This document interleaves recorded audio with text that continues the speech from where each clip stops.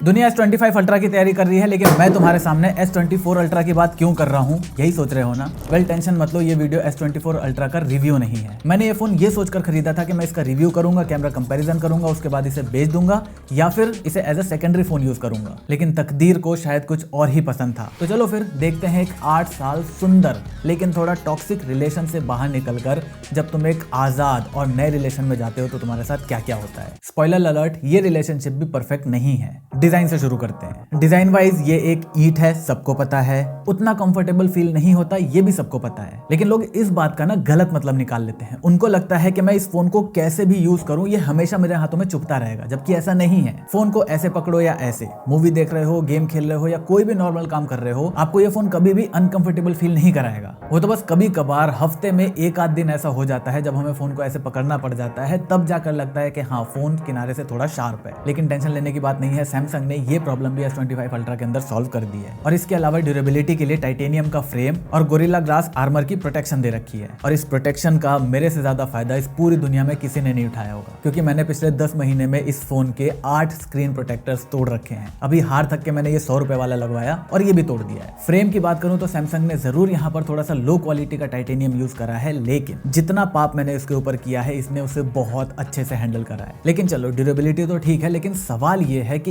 यही फोन मेरे हाथों से इतना क्यों गिरा। मैं इतने सारे फोन रिव्यूज करता हूँ, इतने साल से आईफोन्स चला रहा हूँ, ये तो मेरे हाथ से इतने कभी नहीं गिरे। तो जब इंटरनेट पे मैंने थोड़ा इसके बारे में जानने की कोशिश करी तो मुझे पता चला मैं अकेला नहीं हूँ। ये फोन एक बड़े साइज के फोन से भी 2 से 3 mm चौड़ा है, जिसकी वजह से इसकी हैंडलिंग थोड़ी सी तो अफेक्ट होती है। तो अगर अल्ट्रा लेने का प्लान कर रहे हो और फोन घर के टेबल पर नहीं पड़ा रहता तो केस जरूर ले लें। लेकिन चलो, ड्यूरेबिलिटी कोई ऐसी चीज नहीं है जहां पर मैं अपने एक्स को छोड़कर एक नए रिलेशनशिप में चला जाऊंगा। इस फोन में सबसे पहली चीज जो मैंने नोटिस करी वो थी इसकी डिस्प्ले, और वो अभी भी मेरी सेकंड फेवरेट चीज है इस फोन के अंदर। अब इसकी स्पेसिफिकेशन देखने जाओगे तो ये आईफोन से बहुत ज्यादा सुपीरियर नहीं है। इनफैक्ट अगर मैं आउटडोर यूज करता हूं तो आईफोन की डिस्प्ले ज्यादा ब्राइट है, लेकिन कुछ तो ऐसा है इसकी डिस्प्ले में जो आई डोंट नो क्या है, बट जब भी मैं इसे किसी भी फोन के सामने यूज करता हूँ इसकी डिस्प्ले मुझे ज्यादा प्यारी दिखी। इनिशियली जब मैं इसको लेकर आया, यूज करना शुरू करा, जब मैंने सारे ऐप्स इसके अंदर ट्रांसफर कर दिए, इसे एज ए सेकेंडरी फोन मैंने सेटअप कर लिया, उसके बाद जब मैं कंटेंट देख रहा हूँ या फिर कंटेंट स्क्रॉल कर रहा हूँ, मैं सारे काम इसी में करने लगा। और जब इससे मैं किसी दूसरे फोन पर स्विच हो रहा हूँ तो मुझे पता चल रहा है कि पता नहीं इसकी डिस्प्ले में कुछ तो कमी है जो मुझे समझ नहीं आ रहा कि क्या है। Simply this is the best display जो आपको आज के टाइम किसी भी फोन के अंदर देखने को मिलेगी। लेकिन फिर वही 8 साल का रिलेशन सिर्फ डिस्प्ले की वजह से तो नहीं टूट सकता, अनलेस अगर आप एक जनजी हो तो। असली वजह पर आने से पहले अगर आप लोग ऑर्गेनाइजेशन वगैरह चलाते हो तो मेरे पास आपके लिए एक बहुत ही कमाल का टूल है। देखो, टीम के साथ मिलकर काम करने के 2 तरीके हैं। पहला, आप उनसे टाइम पर अपडेट लेते रहो कि काम कितना हुआ और कितना बचा है। ये निहायत ही इनएफिशिएंट तरीका है। दूसरा, एक प्रोजेक्ट मैनेजमेंट टूल का यूज करो। एंड हियर वी हैव ओडू, एक all in one business management software जिसके अंदर बहुत सारे एप्स आपको एक ही सॉफ्टवेयर में मिल जाते हैं। आज हम बात करेंगे ओडू के प्रोजेक्ट ऐप की। यहाँ पर आप अपने मल्टीपल प्रोजेक्ट्स बना सकते हो, उनको अपने टीम मेंबर को असाइन कर सकते हो, प्रोजेक्ट की प्रोग्रेस को रियल टाइम में ट्रैक कर सकते हो कि काम कितना हुआ और कितना बचा हुआ है। आप अपने काम को प्रायोरिटी मोड पर सेट कर सकते हो ताकि सबको पता चल जाए कि सारे काम छोड़कर अभी के लिए केवल इस काम पर फोकस करना है। और इसकी बेस्ट बात बताऊं, ओडू का कोई भी एक सॉफ्टवेयर आपको लाइफ टाइम के लिए फ्री मिल जाएगा, विच मीन्स आप इस प्रोजेक्ट ऐप को लाइफ टाइम के लिए फ्री में यूज कर सकते हो विद अनलिमिटेड यूजर्स। तो डिस्क्रिप्शन में लिंक दी हुई है, ओडू के प्रोजेक्ट को जाकर एक बार चेकआउट जरूर करो। तो इस फोन की कमियों को जानने से पहले हम ये जान लेते हैं कि ये क्या ऐसा ऑफर कर रहा है जिसकी वजह से मैंने अपने आईफोन को त्याग कर एक एंड्रॉइड फोन को चूज करा है। And the reason is this phone is fast, और मैं परफॉर्मेंस की बात नहीं कर रहा। सबसे पहला 120 हर्ट्ज। नो डाउट एप्पल का 120 हर्ट्ज ज्यादा स्मूथ है, लेकिन सैमसंग का फास्ट है। देखो, पहले भी मैंने सैमसंग के बहुत सारे फोन रिव्यू करे हैं जहां पर 120 हर्ट्ज मुझे फास्ट फील होता था, लेकिन फिर से मैं अपने आईफोन पर शिफ्ट हो जाता था क्योंकि ये मुझे ज्यादा स्मूथ फील होता था। लेकिन जब से मैंने इसको as a daily driver use करा है और लगातार इसके बहुत दिनों तक फास्ट 120 हर्ट्ज को यूज करने के बाद जब मैं वापस अपने आईफोन पर शिफ्ट हुआ तो ये मुझे कुछ ज्यादा ही स्लो फील होने लगा। दूसरी दिक्कत जो आईफोन यूजर को अभी तक पता नहीं है वो है नेविगेशन। हमें लगता है कि लेफ्ट से स्वाइप करना एक बहुत ही कन्वीनियंट तरीका है, लेकिन कई ऐसे एप्स हैं जो आपको लेफ्ट स्वाइप नहीं करने देते। उसके लिए आपको यहाँ पर कॉर्नर में जो बैक बटन है वहीं पर क्लिक करना पड़ेगा। अनलेस सैमसंग सैमसंग के अंदर आप चाहे लेफ्ट से स्वाइप करो चाहे राइट से स्वाइप करो, आप कहीं से भी बैक जा सकते हो और ये कंसिस्टेंट है इन एवरी एप्लीकेशन, और इवन आप अपने एप्लीकेशन को लेफ्ट स्वाइप करके बंद भी कर सकते हो और इसकी वजह से मेरा काम फास्ट होता है। दूसरी दिक्कत, फेस आईडी के लिए ये फोन गजनी बन जाता है। मतलब अगर तुमने ये फोन किसी और के हाथ में दे दिया, उसने कई बार अपना फेस दिखा दिया इसकी फेस आईडी को, तो अब ये आपको भी नहीं पहचानेगा। आपको फोन को अनलॉक करने के लिए पासकोड ही डालना पड़ेगा और इंडिया जैसी जगह जहां प्राइवेसी वो क्या होती है, वहां पर ये चीज कई बार मुझे अनॉय करती है। और कीबोर्ड की अगर मैं बात करूं तो इन दोनों का कोई मुकाबला ही नहीं है। मुझे कुछ भी कॉपी पेस्ट करना होगा, सैमसंग में लिटरली मुझे सिर्फ एक क्लिक करना पड़ता है और वो पेस्ट हो जाता है। आईफोन में मुझे एक तो 2-3 टैप करने पड़ते और कई एप्लीकेशंस के अंदर ये टैप करने पे पेस्ट का ऑप्शन आता भी नहीं है, आपको लॉन्ग प्रेस करके रखना पड़ता है। मैं चैट में अपनी इमेजिनरी गर्लफ्रेंड को बोलता हूँ कि चलो चेकोस्लोवाकिया में चल के वेकेशंस मनाते हैं।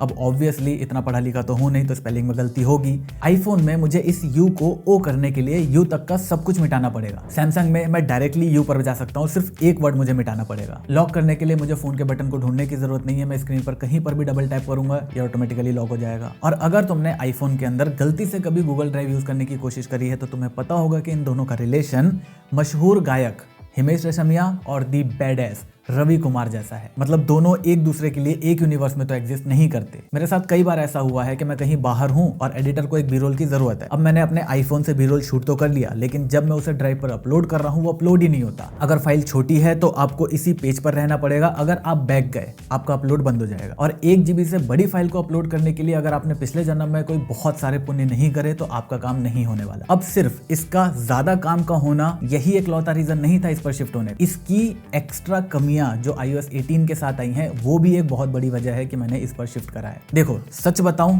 तो iOS 13, 14 तक मैंने iOS को काफी एंजॉय करा। 15 भी ठीक था, 16, 17, 18 सब के अंदर भर भर के बग्स हैं and the iOS 18 is the worst. Don't get me wrong, मैं बुराई नहीं कर रहा, मैं एप्पल के स्टैंडर्ड की बात कर रहा हूं। अभी भी this is one of the best OS in the world. सबसे ज्यादा ब्यूटीफुल, बहुत ही प्यारे एनिमेशंस, सब कुछ इसका बहुत अच्छा है। लेकिन जो बग्स ये लेकर आया है, आईफोन के अंदर गूगल मैप 10 में से 6 बार ढंग से नहीं चलेगा। iOS 18 में इन्होंने एंड्रॉइड जैसे कस्टमाइजेशन का ऑप्शन तो दे दिया, लेकिन as an ex Apple fanboy इसका इंप्लीमेंटेशन एप्पल के स्टैंडर्ड को मैच नहीं कर रहा। इसमें कई जगहों पर स्मूथनेस बिल्कुल चली गई है, एप्लीकेशन कई बार रिस्पॉन्सिव नहीं रहते। गाने को मुझे थोड़ा सा आगे करना है तो मैं एक टैप करके आगे नहीं कर सकता, मुझे इस स्लाइडर को स्लाइड करके वहां तक लेके जाना पड़ेगा। और AI के बारे में बात ना ही करवाओ तो ज्यादा बेटर है, क्योंकि पहली चीज इंडिया में वो आया नहीं है और जुगाड़ से जो लोग चला रहे हैं उनका बहुत बुरा हाल है। लेकिन मेरे लिए नोटिफिकेशन समरी एक बहुत ही काम की चीज लग रही थी मुझे, लेकिन वहां पर भी इश्यूज आ रहे हैं। एक आदमी की वाइफ ने उसको मैसेज करा कि हाईवे पर एक एक्सीडेंट हो गया है तो मुझे ऑफिस से आने में लेट हो जाएगा। एप्पल ने समराइज कर दिया कि उसकी वाइफ का एक्सीडेंट हो गया। तो अगर आप एप्पल के उतने बड़े फैन नहीं हो और आपको एक्चुअली में मजे लेने हैं,